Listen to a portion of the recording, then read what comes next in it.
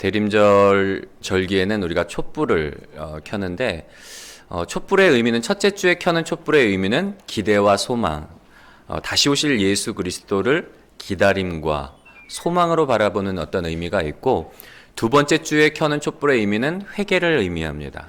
그리고 오늘 셋째 주에 켜는 초의 의미는 사랑과 나눔, 그리고 마지막 주에 켜는 촛불의 의미는 만남과 화해를 상징하는데, 오늘 대림절 셋째 주를 맞아서 그래서 사랑이라는 주제로 좀 말씀을 나누려고 하는데요.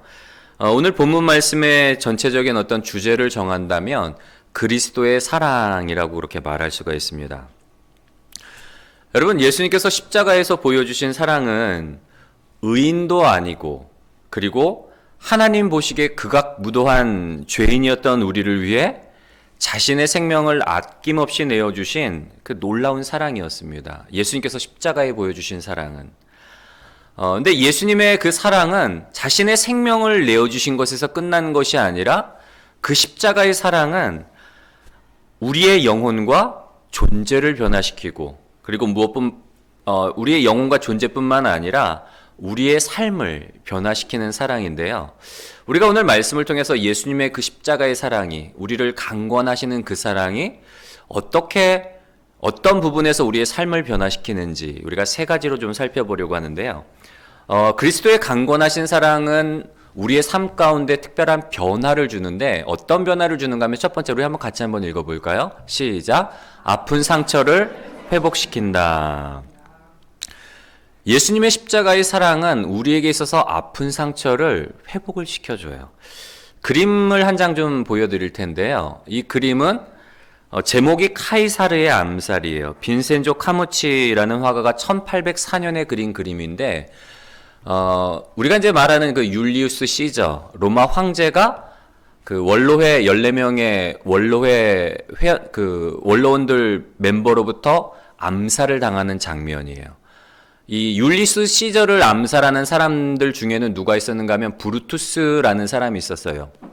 이 시저가 굉장히 총애하고, 시저가 자기 다음에 황제를 양위할 정도로 그렇게 각별하게 여겼던 멤버였는데, 그런 가까운 사람에게 암살을 당하는 거예요. 여러분, 그런 말씀 들어보셨나 모르겠어요. 브루투스 너마저라는 말이 있는데요. 이 말은 율리우스 시저가 암살을 당할 때에 했던 말로 여겨지는 말이에요. 정확하게 이 브루투스 너마저라는, 얼마나 막 황당하겠어. 다른 사람들은 다 뭐 그러려니 하는데, 그 자리에, 자기를 암살하는 자리에 자기가 그토록 믿고 총애했던 브루투스가 있으니까, 브루투스 너마저 내게서 돌아서느냐, 나를 죽이느냐, 그런 의미겠죠. 근데 이 대사가 사실은 셰익스피어의 율리우스 시저라는 거기에 나오는 대사라는 거예요. 여러분, 사람들이 살아가면서 경험하는 상처 중에 가장 아픈 상처를 꼽으란다면 어떤 상처를 꼽을 수가 있을까요? 배신의 상처. 우리가 살아가다 보면은 상처를 받게 되는데, 가장 아픈 상처는 내가 가장 신뢰하고 내가 가장 믿었던 사람에게 배신당할 때에 그 상처가 제일 아픈 상처예요. 왜냐하면 배신의 상처는 우리의 마음 깊숙한 곳에 상처를 내기 때문에 쉽게 용서가 되지도 않고, 쉽게 잊혀지지도 않고, 쉽게 회복이 되지도 않아요. 그만큼 배신의 상처는 우리의 마음 가운데 깊숙이 새겨지고 오래가는 그 아픔인데, 오늘 본문에 나오는 사도 바울도 배신의 아픈 상처를 가지고 있습니다. 여러분, 12절의 말씀을 보면 한번 읽어볼까요? 12절만 읽겠습니다. 시작. 우리가 다시 너희에게 자천하는 것이 아니요 오직 우리로 말미암아 자랑할 기회를 너희에게 주어 마음으로 하지 않고 외모로 자랑하는 자들에게 대답하게 하려 하는 것이라. 아멘.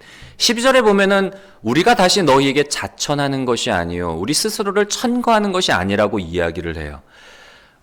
고린도서 3장 1절부터 3절에는 이때의 상황을 좀 더 자세하게 기록한 말씀인데, 한번 같이 읽겠습니다. 시작. 우리가 다시 자천하기를 시작하겠느냐? 우리가 어찌 어떤 사람처럼 추천서를 너희에게 붙이거나 혹은 너희에게 받거나 할 필요가 있느냐? 너희는 우리의 편지라 우리 마음에 썼고 무 사람이 알고 너희는 우리로 말미암아 그리스도의 편지니 이는 먹으로 쓴 것이 아니요 오직 살아계신 하나님의 영으로 쓴 것이며 또 돌판에 쓴 것이 아니요 오직 우리의 쓴 것이라. 아멘. 여러분, 바울이 고린도 교인들을 향한 그 편지를 썼을 때의 상황을 보면 바울이 아덴에서 복음을 전하다가 쫓겨나요. 유대인들이 막 바울을 쫓아와서 바울을 핍박하고, 유대교 신봉자들이 예전에 동료했던 그 유대교 신봉자들이 이제는 바울의 철천지 원수가 되죠. 왜냐하면 바울이 예수 그리스도를 믿고 예수 그리스도를 전하기 때문에. 그래서 아덴에서 복음을 전하다가 이 유대 사람들로 인해서 쫓겨나서 간 곳이 어딘가 하면 바로 이 고린도예요. 고린도에 가서도 복음을 전하는데, 고린도에서 누구를 만나는가 하면 브리스길라와 아굴라 부부, 로마에서 쫓겨난 그 브리스길라와 아굴라 부부를 만나서 고린도에서 같이 이제 업이 같다 보니까 천막을 만들면서 이제 복음을 전하는 사역을 해요. 그리고 바울이 브리스길라와 아굴라 부부와 이렇게 연합해서 복음을 열심히 전함으로 인해서 드디어 이제 고린도 교회에 교회가 세워지는 거예요. 바울이 3년 정도를 고린도에서 사역을 하다가 이제 바울은 에베소로 이동을 하게 되는데, 에베소에서 사역을 하던 중에 어떤 소리가 들리는가 하면 고린도 교회 내부에 분파가 형성이 됐다는 거예요. 나는 뭐 아볼로파, 나는 뭐 게바파, 나는 뭐 바울파, 이런 식으로 파벌이 형성돼서 교회 안에 분란이 일어났다는 소식을 듣고 안타까운 마음에, 뭐 고린도 교회 안에 분파로 인한 문제뿐만 아니라 여러 가지 은사의 문제, 우상의 제물의 문제, 그런 문제들로 인해서 바울이 고린도 교회에 편지를 써요. 그리고 고린도 후서, 그게 이제 고린도 전서고, 고린도 후서 같은 경우에는 에베소에서 마케도니아로 이동을 했을 때에 또 두 번째 편지를 쓰는데, 고린도 교회 안에 파벌로 인한 문제들, 그러다 보니까 어떤 일들이 생겨나는가 하면 사도 바울의 사도권을 인정하지 않아요. 사도 바울은 진짜 사도가 아니다. 다른 사람들, 뭐 베드로나 뭐 다른 어떤 사도들을 지지하는 사람들이, 그리고 예루살렘에서 사도들의 추천서를 받아가지고 온 다른 사역자들이 사도 바울은 진짜가 아니야, 사도 바울의 어떤 사도권을 인정하지 않아요.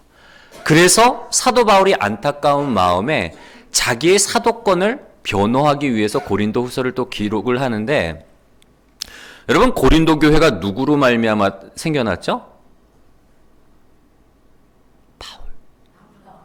바울의 그 사역으로 인해서 고린도 교회가 세워졌잖아요. 어떻게 보면 고린도 교회에 있어서 사도 바울은 어머니와 같은 사람이었던 거예요.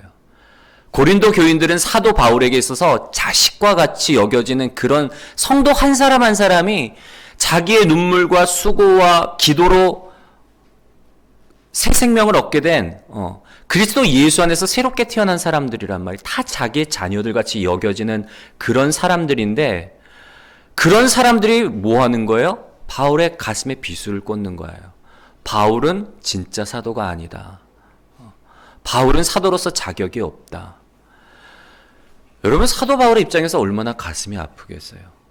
자기가 눈물로써, 기도로써 잉태시킨 사람들인데, 3년 동안을 사랑을 쏟아부었던 사람들인데, 그랬던 사람들이 사도 바울을 부정하고 부인하는 그런 상황이 바로 이 고린도 교회의 상황인 거예요. 근데 사도 바울이 뭐라고 이야기를 하는가 하면, 그래서 사도 바울이 우리에게는 특별한 추천서가 필요 없다. 고린도 교인들, 너희가 바로 나의 추천서 아니냐. 너희가 그 산 증거 아니냐. 그리스도가, 너희 자신이 그리스도에게 드려지는 편지다라는 거예요. 다른 추천서가 나에게 뭐가 필요하냐. 사도들의 추천서 나에겐 필요하지 않아. 왜냐하면 너희가 나의 편지이기 때문에. 그렇게 배신을 때린 고린도 교인들을 향한 사도 바울의 마음은 뭔가 하면, 우리가 만일 미쳤어도 하나님을 위한 것이요 정신이 온전하여도 너희를 위한 것이니. 사도 바울이 그렇게 자신을 아프게 하는 고린도 교인을 향해서 끝까지 사랑하는 거예요. 우리가 만일 미쳤어도 하나님을 위한 것이요 정신이 온전하여도 너희를 위한 것이니.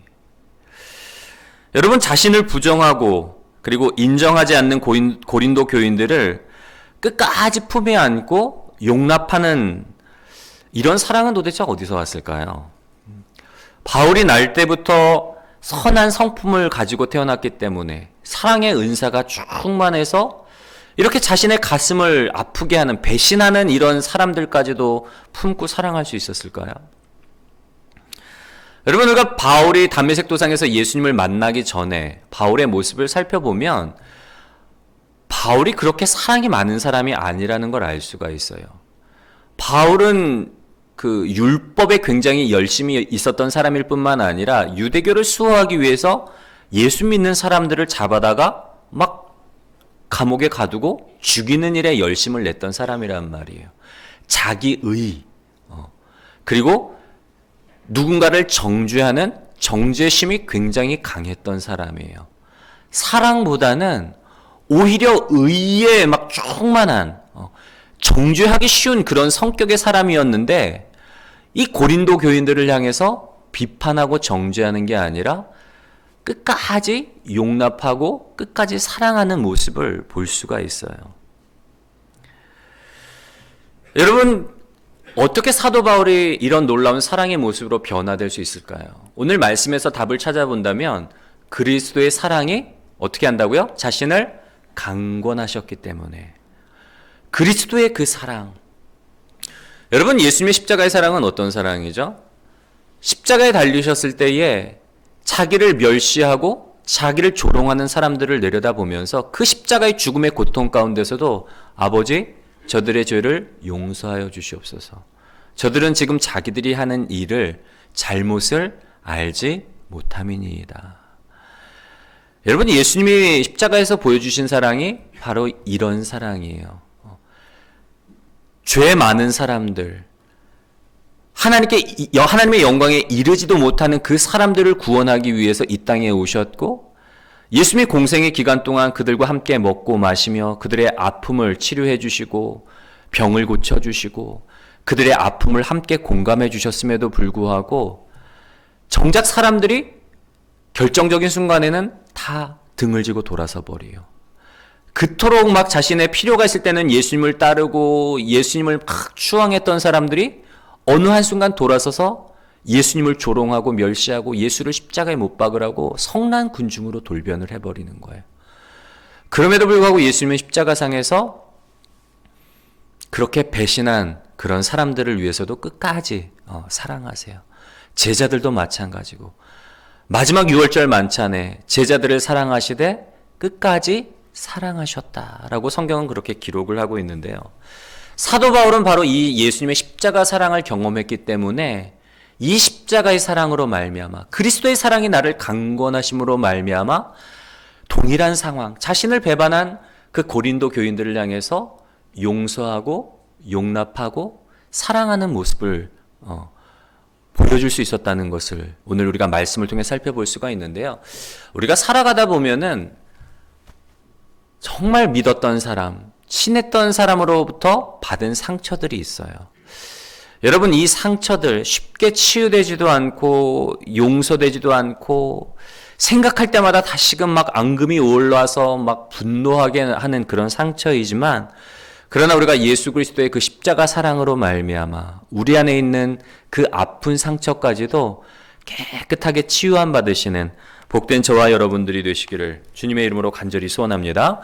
두 번째로 예수님의 십자가의 그 사랑, 그 강권하시는 사랑은 어떤 변화를 우리의 삶 가운데 일으키는가 하면 두 번째로 한번 읽어볼까요? 시작! 시각을 변화시킨다.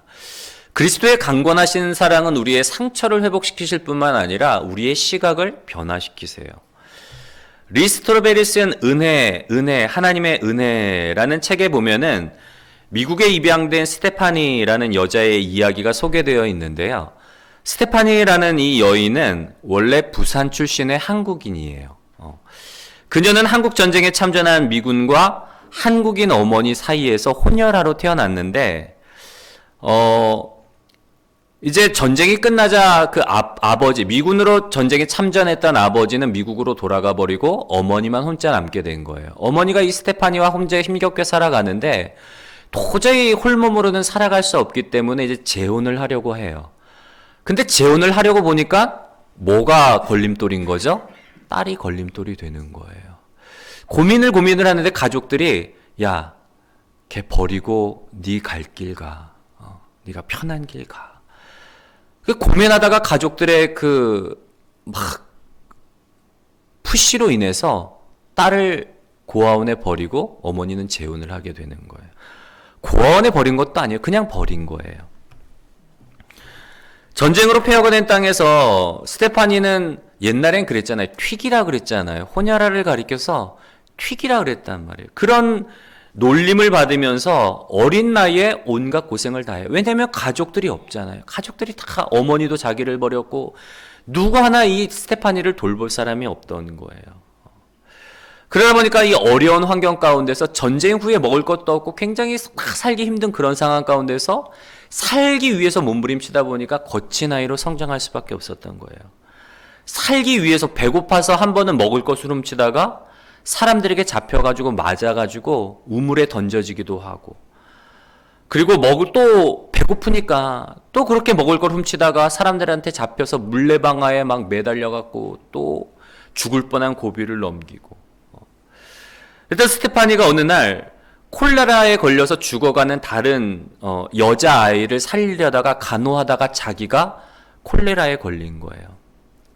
그래서 막 고열에 막 사경을 헤매던 때에 정말 기적적으로 스웨덴 출신의 에릭슨이라는 간호사에게 발견이 되고 구출이 되어서 이제 목숨을 건지게 돼요. 그리고는 이 에릭슨이라는 간호사가 이 스테파니를 고아원에 보내서 그곳에서 시간을 보내다가 2년 후에 이제 미국인 선교사 부부에게 입양이 되어서 미국으로 가게 되는데요. 이 미국인 선교사 부부가 스테파니를 입양하게 된 이유는 다른 것이 아니라 스테파니가 가장 거칠고 가장 못났기 때문에 스테파니를 입양을 했다는 거예요. 왜냐하면 성격이 온유하고 막 애교가 있고 예쁜 애들은 다른 사람들이 다 데리고 가잖아요. 근데 이 아이는 너무나 거칠고 너무나 생김새도 못났기 때문에 누구도 이 아이를 데려갈 생각을 안 하기 때문에 이 선교사 부부가 긍휼의 마음을 가지고 스테파니를 자기의 자녀로 입양을 했대요. 스테파니는 이제 미국으로 건너가서 양부부의 집에서 살았으나 그 집에 건너갔을 때 자기가 그 집에 식모로 간 줄을 알았다는 거예요. 그러다 보니까 양부모가 아무런 대가 없이 자기를 먹여주고 재워주고 또 좋은 옷으로 입혀주니까 불안한 거예요. 이 사람들이 자기는 식모인 줄 알았는데 너무 잘 대해주니까 일도 안 시키고 막 좋은 거 먹여주고 좋은 집에서 침대에서 자게 해주고 좋은 옷 입혀주니까 너무 불안한 거예요. 혹시나 쫓겨날까봐 일도 못한다고. 그래서 불안한 마음에 다른 친구에게 자기의 마음을 나 너무 불안해. 우리 주인 부부가 왜 그렇게 날 잘 대해주는지 모르겠어. 얘기를 했더니만 그 친구가 그렇게 얘기를 하더래요. 스테파니, 너 그 집에 딸로 들어간 거 너 모르고 있었어? 그제서야 이 스테파니가 자기가 식모가 아니라 딸로서 이 집에 입양되었구나라는 사실을 깨닫게 됐대요. 여러분, 그때 책에 보면은 스테파니는 그때의 기분이란 다 말로 표현할 수 없다고 그렇게 말을 했다고 합니다.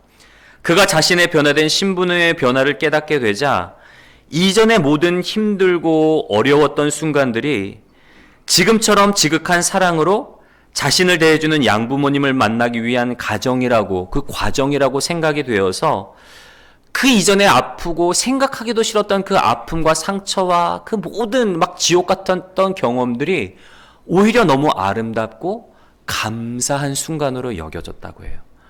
내가 지금처럼 이런 어떤 사랑의 부모님을 만나고 이 사랑을 받기 위해서 이전에 그 힘들고 어려웠던 시기를 내가 지나왔구나. 지금 그 사랑을 받다 보니까 과거의 그 아팠던 기억들이 오히려 감사의 조건으로 여겨졌다는 거예요. 여러분, 예수님의 그 십자가 사랑을 경험하고 나면 우리에 대한 시각이, 우리의 삶에 대한 시각이 바뀌게 되어 있어요.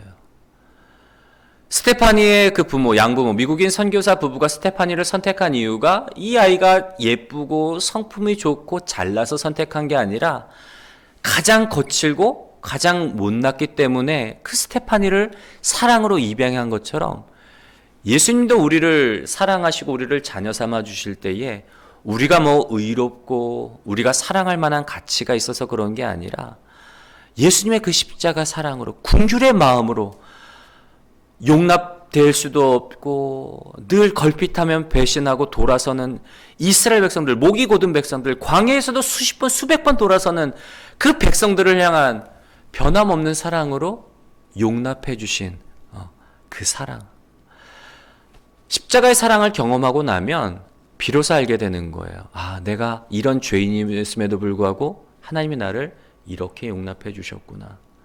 내 삶이 고난인 줄 알았는데, 아픔인 줄 알았는데, 상처투성인 줄 알았는데 이 고난이 주님을 만나기 위한 은혜의 시간이었구나. 비로소 깨닫게 되는 거예요. 여러분, 십자가의 사랑을 경험하게 되면 나의 모습과 우리의 삶에 대한 시각이 바뀌어져요.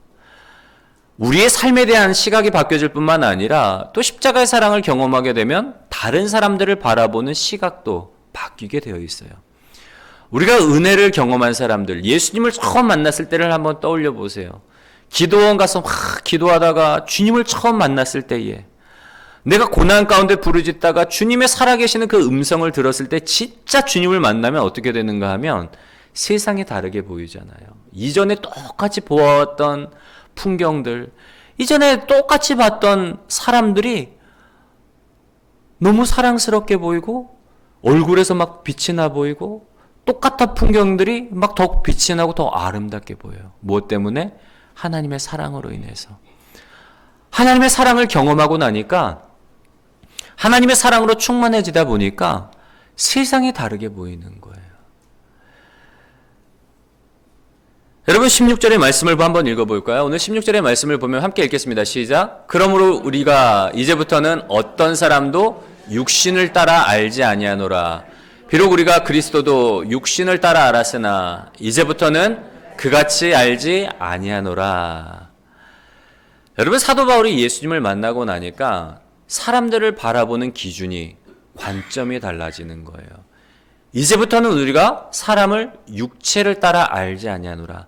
이전까지만 해도 사도 바울이 사람들을 평가했던 기준이 뭔가 하면 그 사람이 얼마나 율법을 잘 지켜 행하는가, 그 사람이 어떤 가문에서 태어났는가, 그 사람이 어떤 자격증이 있는가, 얼마나 부자인가, 세상적으로 얼마나 성공했는가, 얼마나 사람들의 명성을 얻고 있는 사람인가. 이전까지만 해도 사람들이 관심을 갖는 건 그런 육체적인 기준이었지만 사도 바울이 진짜 그리스도의 십자가 사랑을 경험하고 나니까 이 모든 것들이 의미가 없는 거예요. 다 우리는 죄인임에도 불구하고 하나님의 그 사랑으로 용서함을 받은 나와 같은 죄인, 괴인 중에 괴수와 같은 나를 용서해 주신 그 십자가의 사랑을 경험하고 나니까 다른 사람들은 나보다 월등히 나은 거예요. 저 사람들이 나보다 낫지. 더 이상 육체를 따라 아는 것이 아니라 사랑의 눈으로 바라보게 되는 거예요. 시각이 변화됐기 때문에 자신의 가슴에 대못을 박은 자기가 정말 기도로 눈물로 난 그린도 교인들, 자기 사도권을 인정하지 않고 다른 사람들을 지지하고 다른 사람들을 추종하면서 자신의 가슴을 가장 아프게 하는 그 사람들까지도 그래서 사랑할 수 있었다는 것. 여러분, 우리가 대림절을 맞아서 그리스도의 십자가 사랑을 깊이 묵상함으로 말미암아 예수님의 그 눈을 가지시는 복된 여러분들이 되시기를 주님의 이름으로 간절히 소원합니다. 십자가상에서 자신을 향해 조롱하고 멸시하며 자신에게 비수를 꽂았던 그 사람들을 죄인으로 바라본 것이 아니라 긍휼의 눈으로 바라본 예수 그리스도의 눈을 가지고 우리 자신과 그리고 세상과 사람들을 바라봄으로 인해서 이 땅에서 진짜 예수님이 걸어가신 그 길, 은혜의 길들, 생명의 길들, 복된 삶의 길을 걸어가시는 복된 저와 여러분들이 되시기를 주님의 이름으로 간절히 소원합니다. 마지막 세 번째로 그 십자가의 사랑, 그 강권하신 사랑은 우리에게 어떤 변화를 주는가 하면 한번 읽어볼까요? 시작. 사명에 눈뜨게 한다. 십자가의 사랑을 경험하게 되면 비로소 우리의 사명에 눈을 뜨게 돼요. 우리 15절의 말씀을 한번 읽어볼까요? 시작. 사람을 대신하여 죽으심은 살아있는 자들로 하여금 다시는 그들 자신을 위하여 살지 않고 오직 그들을 대신하여 죽었다가 다시 살아나신 이를 위하여 살게 하려 함이라. 아멘. 나를 위해 죽으신 예수님과 그 십자가의 사랑을 경험하고 나니까 비로소 내가 정말 이제는 나를 위해 사는 게 아니라 내가 주님을 위해 살아야 되겠다. 내가 정말 죽을 수밖에 없는 인생이었는데, 심판받을 수밖에 없는 인생이었는데, 지옥 갈 수밖에 없는 인생이었는데, 주님의 그 십자가 사랑, 내가 그 십자가에 죽어야 되는데 주님이 나 대신에 십자가에서 나의 죄를 대신해서 죽으심으로 말미암아 내가 주님의 그 희생으로 말미암아 내가 이제 새 생명을 얻었으니까 이 생명을 가지고 내가 주를 위해 살아야 되겠다. 십자가의 사랑을 경험하고 나니까 사도 바울이 삶의 목적이 바뀌게 되는 거예요. 삶의 의미가 바뀌게 되는 거예요. 여러분, 우리에게 주어지는 사명은 뭔가 하면 다른 게 아니에요. 예수님께서 이 땅 가운데서 다 이루지 못하신 그 일들을 내가 예수님 대신에 내가 이제 이루어야 되겠다. 오늘 사도 바울은 그러잖아요. 화목하게 하는 직분을 우리에게 주셨으니 아직 예수님을 알지 못하고 아직 하나님을 온전히 알지 못하여서 하나님과 원수가 되어서 죽어가는 저 영혼들에게 내가 예수님을 통한 구원, 예수님이 정말 길이요 진리요 생명이요 하나님께서 우리를 사랑하사 독생자를 내어주신 그 사랑을 전해서 세상과 하나님을 화목케 하는 그 일을, 예수님이 다 이루지 못한 그 일을 내가 감당해야 되겠다. 그래서 사도 바울이 이방의 복음을 전하는 자로 자기의 남은 인생을 헌신을 하는 모습을 우리가 볼 수가 있는데요. 여러분, 사명이라는 건 다른 게 아니라 우리가 사명하면 굉장히 무겁잖아요. 마치 내가 짊어져야 될 무거운 십자가, 내가 이거를 감당해야지만 천국에 들어갈 수가 있고 내가 이걸 감당해야지만 상급을 받을 수 있는 숙제처럼 짐처럼 느껴지지만, 근데 십자가의 사랑을 경험하고 나면 이 사명이라는 게 짐이 아니라 기쁨이 되는 거예요. 내가 주를 사랑하기 때문에, 주님께서 이 땅 가운데서 이루지 못하고 남겨두신 그 일을 내가 사랑하기 때문에 내가 예수님 대신 내가 그 일을 이루어야 되겠다. 예수님이 구원하시기 원하는 그 한 영혼, 남은 한 영혼도 어떤 영혼도 복음을 듣지 못한 채 죽어가도록 내버려 두는 게 아니라 주님의 그 안타까운 마음, 자신의 생명을 십자가에서 우리를 위해서 내어주실 때 정말 죄인까지도 원수까지도 돌아와서 생명을 얻기 원하는 그 아버지의 그 마음, 그 마음을 가지고 우리가 세상 가운데 나아갈 수 있는 복된 저와 여러분들이 되시기를 주님의 이름으로 간절히 소원합니다. 마지막으로 우리가 사도행전 20장 24절의 말씀을 읽고 말씀 마무리할 텐데요. 우리 사도행전 20장 24절의 말씀을 함께 같이 읽겠습니다. 시작. 내가 달려갈 길과 주 예수께 받은 사명 곧 하나님의 은혜의 복음을 증언하는 일을 마치려 하면은 나의 생명조차 조금 더 귀한 것으로 여기지 아니하노라. 아멘. 여러분, 사도 바울의 이 고백, 놀라운 고백이에요. 내가 주 예수께 받은 사명, 하나님의 은혜의 복음을 증언하는 일을 마치려 하면은 나의 생명조차 조금 더 귀한 것으로 여기지 아니하노라. 우리가 살아가다 보면 너무나 쉽게 잊고 살아요. 정말 우리의 인생 가운데 중요한 게 뭔지. 제가 예배 전에도 말씀을 드렸지만 2년 전만 해도 제가 정말 그 하나님의 그 역사하심, 하나님이 정말 이렇게 놀랍게 역사하고 계시구나.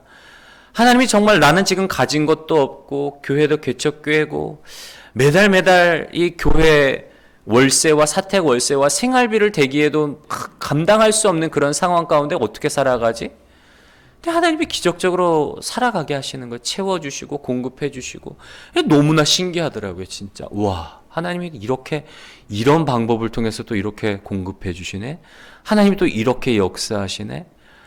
그 하나만으로 너무 기쁜 거예요. 너무 감사한 거예요. 광야에서 하나님이 구름 기둥과 불 기둥으로 역사 인도해 주시고 만나와 메추라기를 통해 공급해 주시는 그 기적의 손길들을 매 순간순간 경험하니까 너무 삶이 신기하고 너무 감사가 넘쳐나는데, 하나님 한 분만으로 해서 내가 진짜 온 세상을 다 가진 것처럼 너무 부유했는데 2년이라는 짧은 시간, 그 짧은 시간 동안 어느새 내 마음 가운데 기름기가 끼고 눈이 어두워지고 귀가 어두워져서 주님 한 분만으로 만족하지 못하고 감사하지 못해요. 다른 것으로 내가 만족하고 다른 것으로 기뻐하고 주님을 보지를 못했던 거예요. 우리가 살아가다 보면은 너무 쉽게 잊고 살아요, 여러분. 우리가 지금 누리는 이 모든 것들이 어떻게 우리가 얻게 되었는지, 우리를 구원하기 위해서 주님이 어떤 희생을 감수하셨는지. 세상에 공짜는 없어요, 여러분. 주님이 십자가상에서 자신의 생명을 내어주셨기 때문에 우리가 구원을 받았고 지금 이 은혜를 누릴 수 있단 말이에요. 우리는 값없이 거저받은 은혜, 선물이라고 이야기를 하지만 공짜가 아니에요. 하나님이 독생자를 대신 내어주셨고 예수님은 우리 대신에 자기의 생명을 내어주셨기 때문에 우리는 공짜로 누릴 수 있는 거예요. 우리가 대림절을 맞아 우리가 받은 사랑, 너희가 거저받았으니 거저 주어라. 주님의 그 말씀을 다시금 우리의 가슴 가운데 새기기를 원하고요. 사도 바울처럼 주님을 만나고 나니까 그의 아픈 상처가 회복이 되어지고 삶을 바라보는 그의 시각이 바뀌어지고 그리고 남은 삶을 내가 무엇을 위해 살아야 될지 진정한 사명, 주님이 이루지 못한, 주님이 남겨두신 그 사명을 내가 감당해야 되겠다. 남은 삶을 자신의 생명도 아끼지 아니하고 주님에게 맡겨주신 그 사명을 위해서 이방인에게 복음을 전하는 매맞고 헐벗고 굶주리고 핍박받고 배신당하는 그 상처 속에서도 주를 위해서 헌신했던 그 사도 바울의 삶을 살아가시는 복된 저와 여러분들이 되시기를 주님의 이름으로 간절히 소원합니다.